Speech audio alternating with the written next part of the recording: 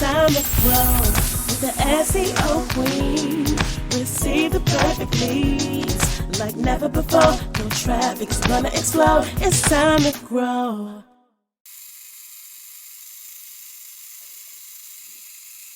Welcome to the SEO Queen Tech Show, a podcast to help you get more credibility, visibility, and profitability through inspiration, technology, and marketing insight.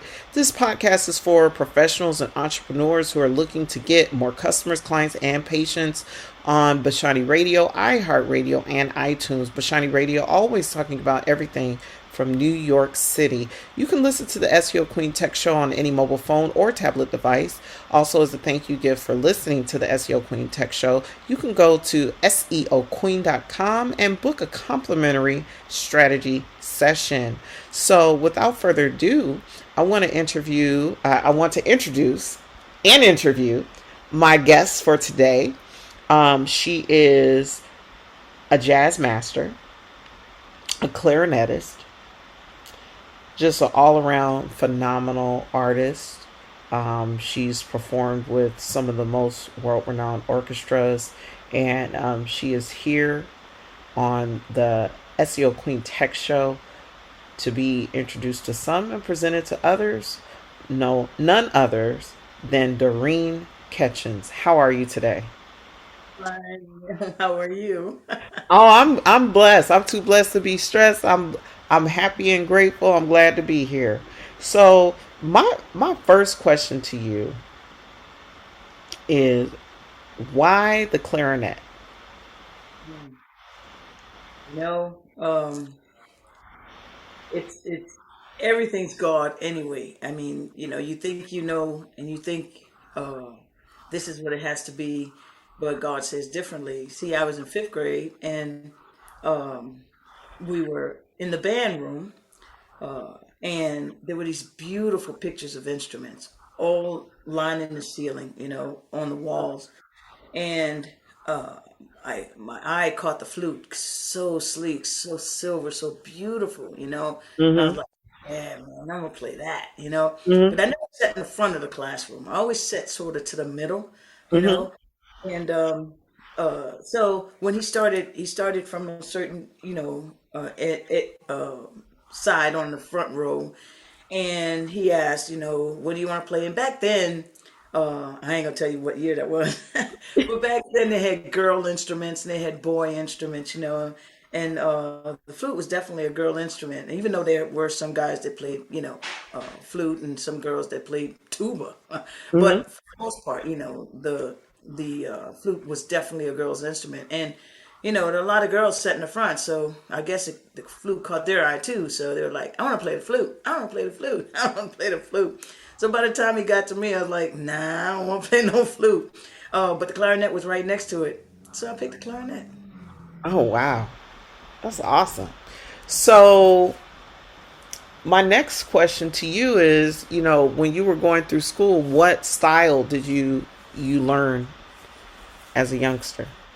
Yeah, well, you start, learning in the the band books. Ours was Learning Unlimited. I actually still teach kids on that, even though it's out of print. Before Mm-hmm. they went out of print, I bought a bunch of different you know books, and I still teach out of that because it is just it's like the perfect way, to introduce and, in a non-intimidating way, how to play. And so it's a book that each individual instrument can read from, but it's a collective thing, that one a teacher can teach everybody through the same book. And that teaches you how to form your mouth to play the instrument and how to move your fingers, and then it goes into different songs, familiar songs like Mary Had a Little Lamb and Jingle Mm-hmm. Bells, and Right. when things go marching in and stuff like that. And Right. then progress to doing your band concert, Mm-hmm. and you do, like Sousa marches and Right. stuff written. So that's mostly, like classical and popular music. Broadway. Yeah. Yeah. And that's Mm-hmm. how I came up. I mean, all through elementary school, junior high, senior high, that's what I was doing. Now, when I got to senior high, I auditioned for the performing arts school, Okay. and then then things got very specific, and it was Hmm. basically classical. It was just classical, and that's what I did. And I was good at clarinet. I just was from the beginning. I was really good at it, so it was like cool because I was average at everything else. It's like you Hmm. know but at clarinet, I was like, whoa. So, I just kept going and I got into the performing arts school and I did everything they told me to do. And, there was very competitive, had a lot of um, auditions and a lot of competitions. And, you're expected to be on top. And I was like, well, y'all can be behind me all you want, but I'm going to do my thing. It's just, Right, but it right. worked. It always worked. And it was amazing to me. It still is. But and Ellis Marcellus was the jazz teacher there. I wasn't Marsalis, interested. Yeah, uh-huh. as Um, in Bradford yeah, Marsalis, Winton Marsalis. yeah, yeah. He was Okay. a jazz teacher. I wasn't in a jazz program, but Right. the building was it was an old elementary school, so we Mhm. all saw one another. We all heard one another and everything. And I used to practice in a broom closet because all of the practice rooms and stuff were full. So I had talked to the janitor, and he freed up some space in the broom closet, and that's where I would play, where it was in the front of the building, so everybody who entered and exited the building could hear me practicing. And Ellis Marcellus, he heard me. He said, "You're really good." He said, "You ought to try playing some jazz." And I was like, "Okay." Now I didn't realize at this time that Ellis Marcellus started out on clarinet. Okay, so he really knew what he was talking about. But that's what I did. I went and investigated, and I listened to these different recordings, jazz recordings that How had. old were you when you started listening to those different jazz recordings? I must have been about 16, maybe 17. Okay. Okay. And and I listened to them, and I didn't really care for, even though I respected their tones and their technique, it just wasn't where I was going. Hmm. And I felt as though I'd have to change too much to do that. Hmm. So it's basically a thank you, but no thank you kind of thing. And he was like, well, I think you're making a mistake, but okay, if your heart's not in it, doesn't make any sense. Something like that he told me Right. because he Right. Right. Right.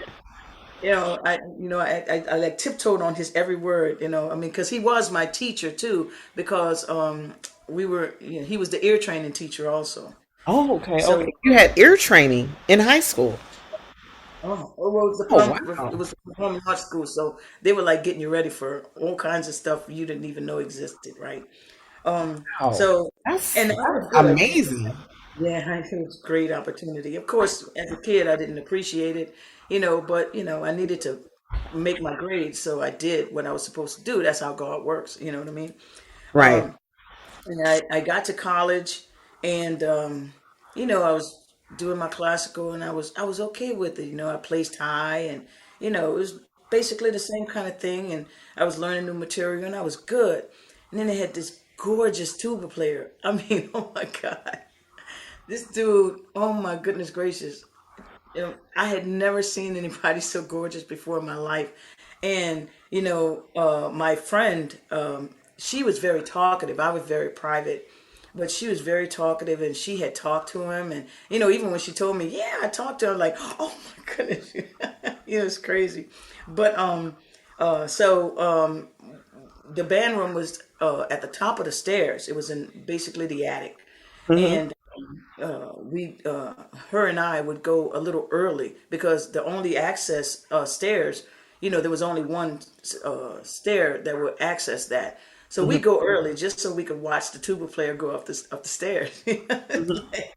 So and after he go up the stairs, then we go up the stairs, and we'd have our rehearsal and stuff like that.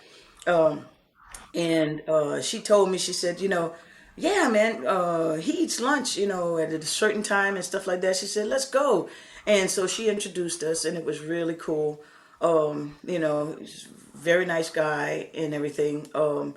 And we'd rehearse together and stuff like that. Not in the same room, but he'd be in one practice room, I'd be in the other. And he was playing classical too, but he also had a jazz band that he was dealing with, and it just so happens his clarinet player was, really acting the jerk.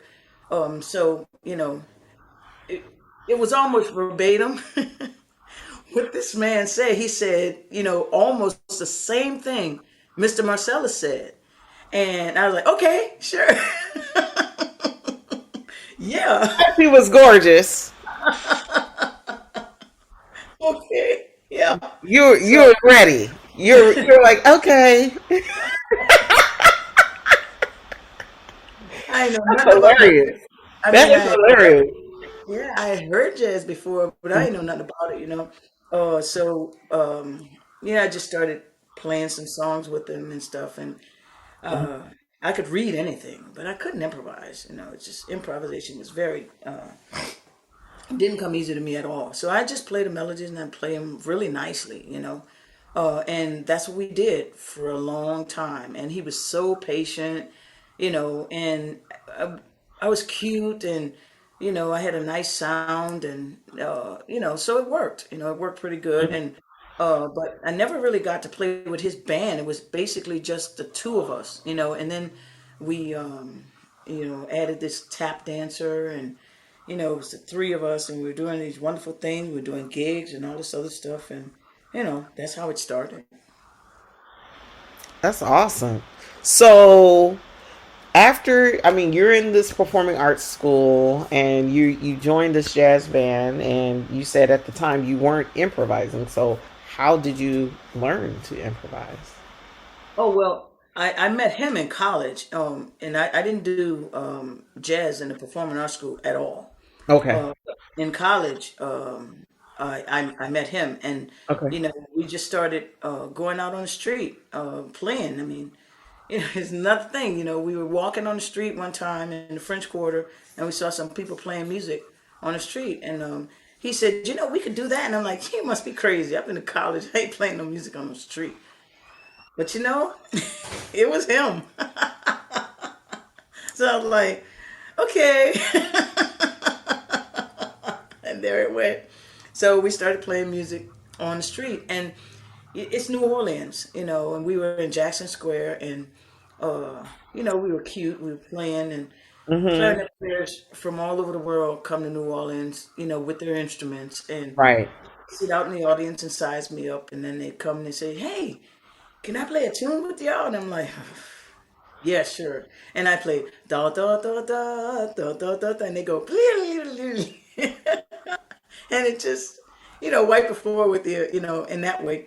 And you get tired of it. You just get Mm-hmm. tired of it, and you try to figure out ways to make it work, or to because it's a language, and you Right. know like if you're learning like German or Chinese or something, the first thing you learn are words, like nouns. You know what I Right. mean? Right. And you understand a whole bunch of different words, but you don't really put them together. You know what I mean? And it isn't until you start actually learning verbs and stuff like that, and you're able to put these words together that you're actually speaking the language. It's why you understand first. You understand more than you can speak at first, and that's basically what was happening with that. And so he went on tour with this guy, and I was left in New Orleans, for 2 weeks. And I was like, man, you know, he would never say I was disappointing him or anything else like that, but I just felt like I was letting him down, because I wasn't up to par. And so he told me, he said, just go and sit in with a whole bunch of bands and see what you come up with.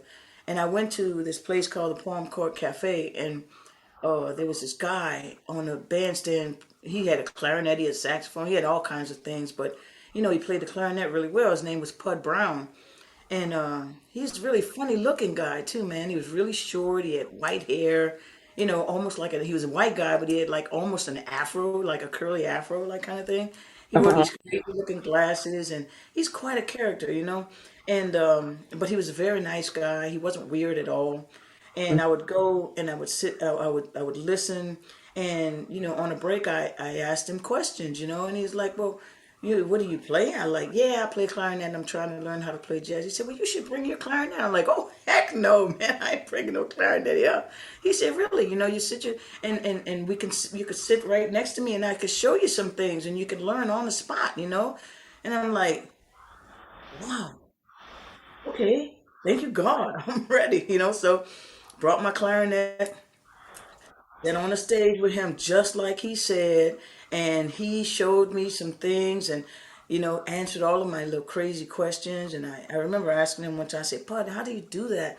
How do you know so many songs? And he's like, well, yeah, you make me learn, for instance, you learn how to play Amazing Grace, like thousands of songs, because thousands of songs are like Amazing Grace. He said, it's just like that, and it's just relativity. You just relate everything, and you're fine. He said, you know what else you could do? He said, you find somebody you like, and playing a song you like, and you steal it.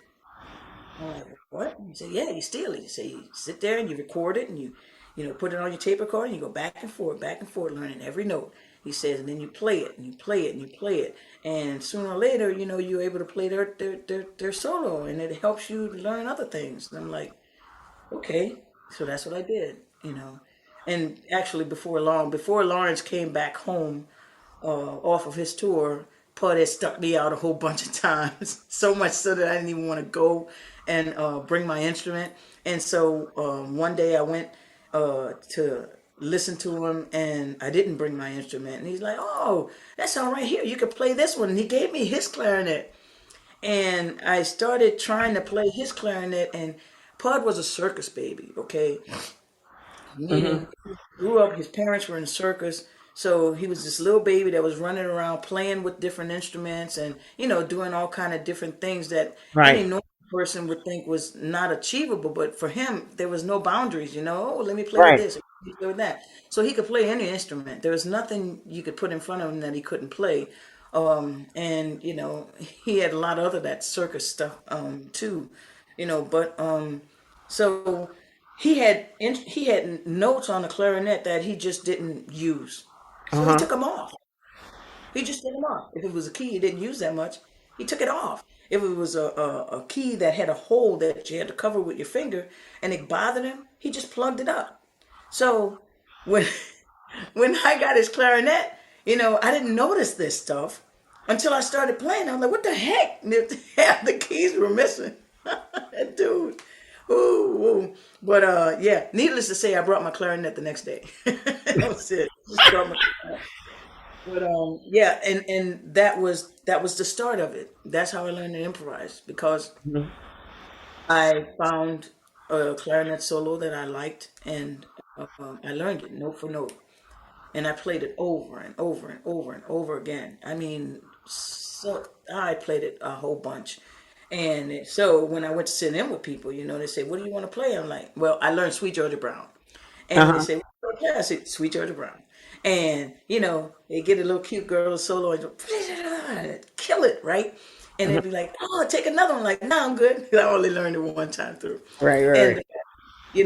so and it was a great solo, and Mhm. they didn't know it wasn't mine. So it's like, man, that girl is great, man. Why do you? She plays like she's been here before, and I'm like, well, it wasn't me, but it's all right. So after a while, I play it, and I Sweet Georgia Brown. I'm trying to remember that song goes da, da, da, da, da, da, da, da, da, something like that. the That's Harlem Globetrotters. yeah, the Harlem Globetrotters song.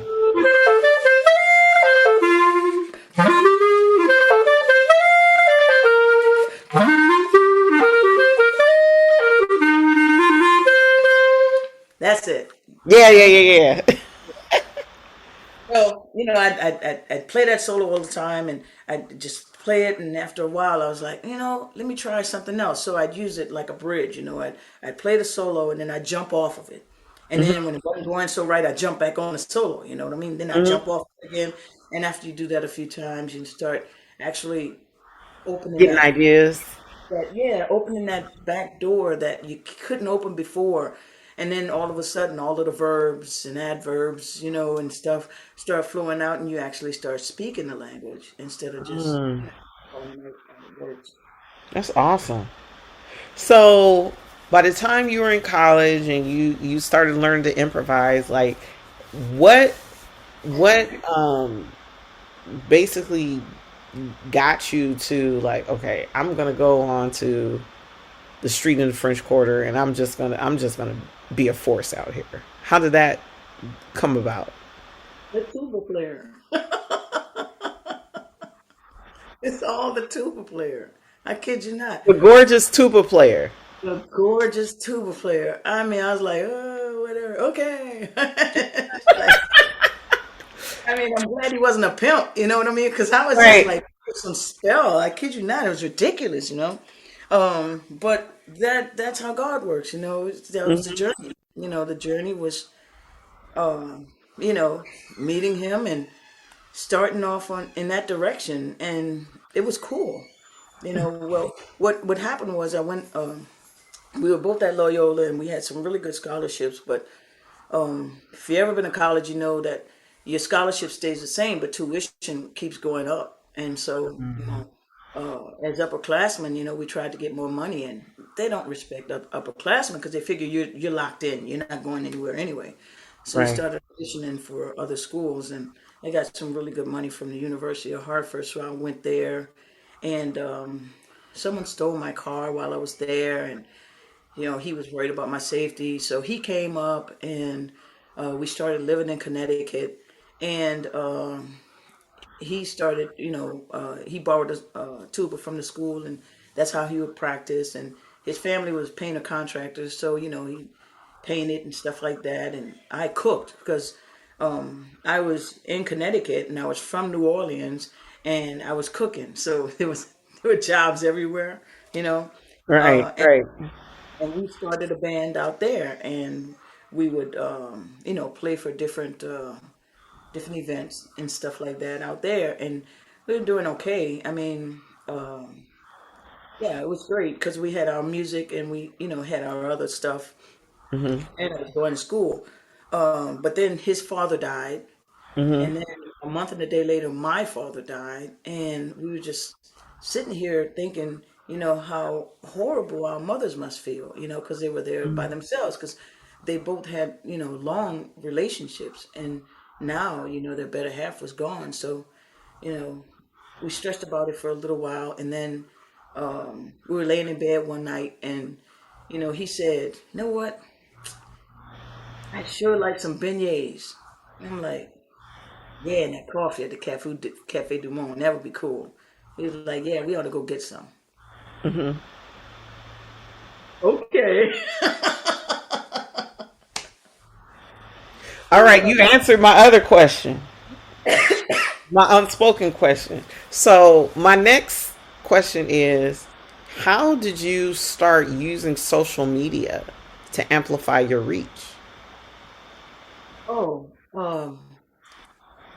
even though we were doing recordings before the pandemic and stuff like that, I've really, it's sort of snowballed Hmm. after the pandemic because everybody was inside, and a lot more people discovered us. But before then, it was just making recordings and trying to get them out there. So when we go out on the street, for example, we film it Hmm. and put it, like put it out there. I don't even think in the very beginning we didn't do that. I mean, since YouTube, and I think I got a Facebook account. Oh man, like in 2012 or something. I'm not sure, Hmm. but started putting it on Facebook, and people liked it, and it just grew from there. That's all. Okay, okay, okay. That's awesome. So, what strategies did you use to? Because I've seen. I think I saw you the first time I saw you was on YouTube.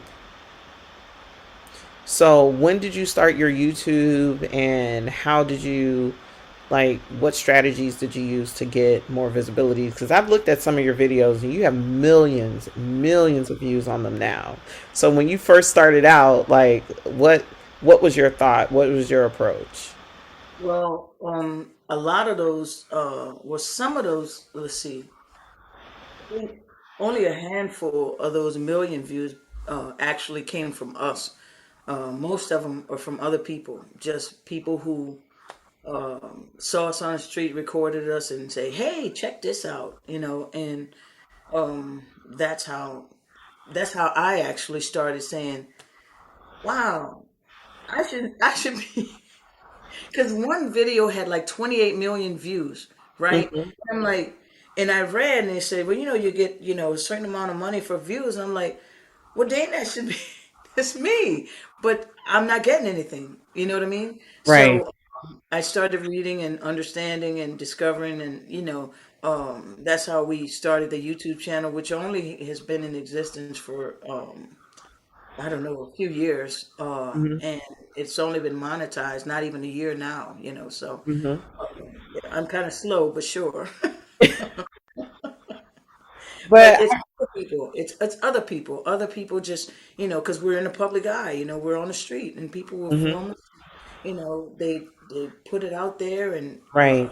sometimes a group of people will, to catch on. It'll be on somebody's thing that had, billions of followers or something, and they comment on it, and that's how it happens. And it would Mm. be great if that happened for every single video, but you know, it'll come.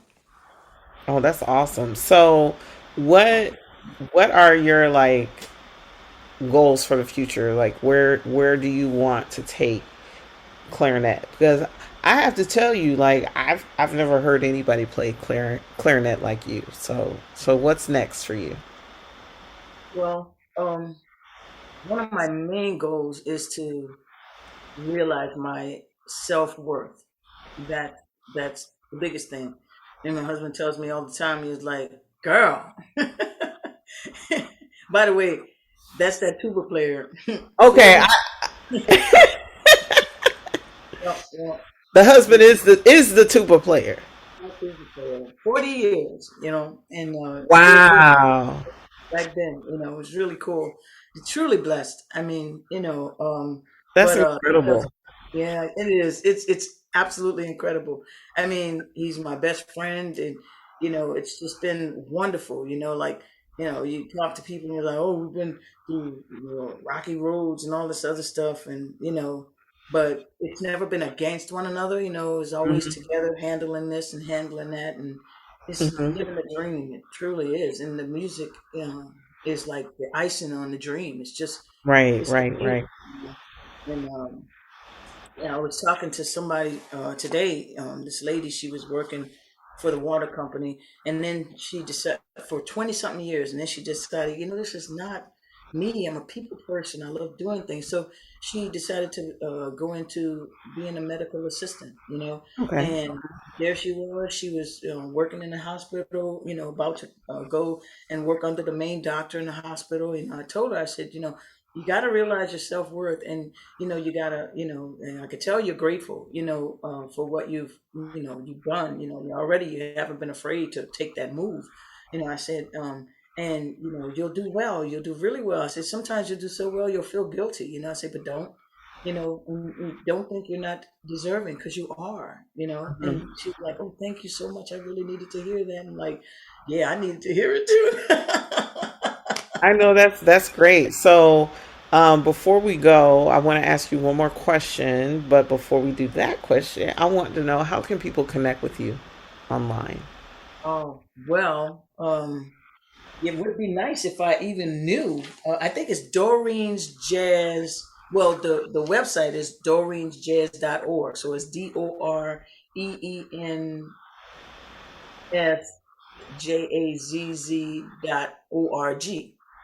Okay. And the YouTube channel is Doreen's Jazz New Orleans. I know that. And Okay. the Facebook, there are several Facebook channels. I mean, and I didn't create but two. The one is Doreen J. Hmm. Ketchens, which is supposed to be my personal page, but it actually is my page that I do everything on. And then Hmm. there's a fan page that's Doreen Ketchens without the J, and Hmm. that's the fan page. But I actually go from the Doreen J Ketchens to the fan page, and so. it's the Facebook is just amazing. It's just absolutely amazing.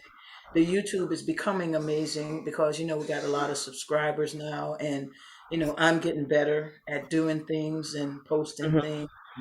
I mean, at first I was doing these posts. Now forget it was on. Like 2 hours long. Ain't nobody gonna be listening to nobody for 2 hours on the same thing.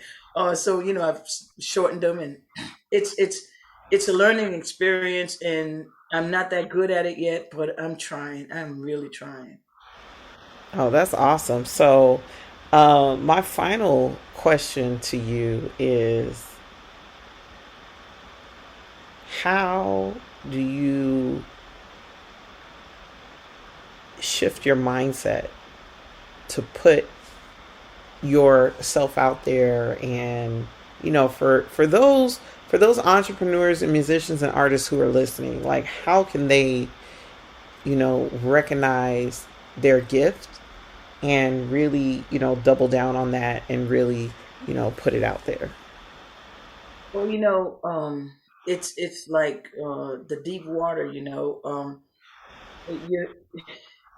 it's not necessarily being afraid to go there, because you have to consider survival, paying bills and all this other Hmm. stuff. But you gotta try and make time for what your heart wants to do. And if your heart wants to play music and be a musician and be successful at it, then you got to work towards that in the space that you have, to work towards it. I mean, we basically stopped everything and just started this. And, by the grace of God, it worked. I mean, it didn't work overnight. I mean, the Hmm. struggle is real. It worked over the course of time. And it got bigger and better. You have to be patient, and you have to continue to learn. You can't just think, oh, I'm there now and I don't have to learn anything else, because people will tell you, oh, you're the greatest and all this other stuff. You can't believe all that stuff. Your standard has to be higher. So as long as you keep your standard, keep upping your standards, Hmm. and working towards a wonderful goal, and realize your self-worth, because I say that a lot because I'm talking to myself as well. Hmm. Don't be afraid to ask for it. I mean, just don't. I mean, everybody's going to try and talk you down to, some little penny ante money to save themselves some money. But if they really want you, they're gonna get you. And if you're really, really good, they're gonna pay for you. They just will. You just have to Right. know it. I love that. Love that. Well, I am just so grateful that you're on the show and took the time to come onto the SEO Queen Tech Show. It has definitely been a pleasure and a privilege for me. And, I think your story is so inspiring because as entrepreneurs, we want to get, more credibility, visibility, and profitability. And your attitude as a student is definitely inspiring. And I just want to say thank you again. So, you've been listening to the SEO Queen Tech Show. It's a podcast to help you get more credibility, visibility, and profitability through inspiration, technology, and marketing insight. This podcast is for professionals and entrepreneurs who are looking to get more customers, clients, and patients. We're broadcast worldwide on Bashani Radio, iHeartRadio, and iTunes. Bashani Radio, always talking about everything from New York City. You can listen to this show on any mobile phone or tablet device. Also, as a thank you gift, you can always go to SEOqueen.com and book a complimentary strategy session. Don't forget, July 23rd, Saturday, we'll be in the beautiful city of Long Beach at the Long Beach Hilton for the Reach More Clients Power conference. So I want to thank you again, Miss Doreen Ketchens, the queen of the clarinet, the jazz master, the incredible musician who married that gorgeous tuba player. I just love that story. Well, thank you so much for having me. This is wonderful, and thank you for your patience and everything. These impromptu things work much better for me than, a lot of planned things. I really, really appreciate everything you've said, you feel, having me here, and all of that. It's just, you're inspirational. I mean, really, I mean, and what you do and the people you reach and the people you touch and inspire. I, I admire that, and I'm shooting for that too. That's one of those goals. Okay, awesome. So I have a question for you. Can people purchase your music from your website?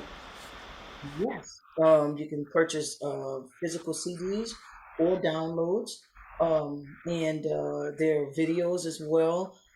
There's information about us, if you want to read about us, and pictures, lots of pictures. And we're going to start something where, all of the subscribers every month, we're going to give them something, Okay, so, okay, okay.